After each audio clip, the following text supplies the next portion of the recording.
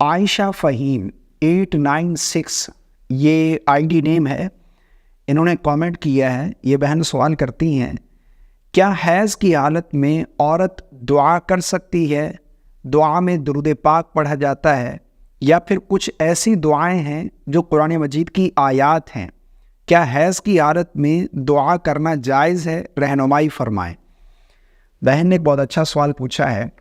دیکھیں، ناپاکی کے ایام میں، حیض و نفاس کی ناپاکی کے ایام میں عورت کے لیے قرآن مجید کی تلاوت کرنا یہ جائز نہیں ہے، چاہے وہ دیکھ کر ہو یا بن دیکھے ہو۔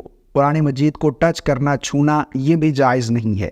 اس کے علاوہ حیض اور نفاس والی عورت کے لیے درود پاک پڑھنا بالکل جائز ہے، ذکر و اذکار تسبیحات کرنا بھی جائز ہیں، یعنی کلمہ شریف کا ورد کرنا چاہتی کر سکتی ہے، سبحان اللہ، الحمدللہ، اللہ اکبر، اللہ کی حمد و ثنا کرنا چاہتی بالکل کر سکتی ہے، آذان کا جواب دے سکتی ہے، مسنون دعائیں بھی پڑھ سکتی ہے، یعنی جو کھانے سے پہلے کی دعا ہے، بعد والی دعا ہے، سونے کی دعا ہے، سو کر اٹھنے کی دعا ہے، واش روم جانے کی دعا ہے، باہر نکلنے کی دعا، یعنی A to Z جتنی بھی مسنون دعائیں ہیں وہ کر سکتی ہے۔ اسی طرح حیض اور نفاس والی عورت دعا بھی کر سکتی ہے۔ اب دعا میں وہ دعائیں جو قرآن مجید کی آیات ہیں، یعنی جس طرح لا الہ الا انت سبحانک انی کنت من الظالمین، یا پھر اسی طرح رب اجعلنی مقیم الصلاۃ، ربنا ظلمنا، ربنا آتنا فی الدنیا، جتنی بھی دعائیں ہیں جو قرآن مجید کی آیات ہیں ان کو بطور دعا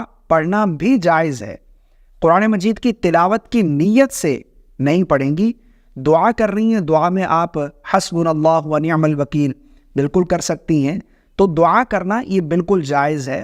بلکہ علماء نے لکھا ہے کہ جہاں پر حیض اور نفاس کی حالت میں عورت جو ہے وہ نماز نہیں پڑھ سکتی، قرآن مجید کی تلاوت نہیں کر سکتی، اسے چاہیے کہ وہ ذکر و اذکار تسبیحات میں اپنا وقت گزارے اور اپنے نامہ اعمال میں نیکیاں لکھوائے۔ تو دعا کرنا بھی جائز ہے، ذکر و اذکار تسبیحات کرنا بھی جائز ہے۔ مجھے امید ہے آپ کو میری بات سمجھ آ گئی ہوگی۔ اللہ تعالی ہم سب کو سمجھ کی توفیق عطا فرمائے۔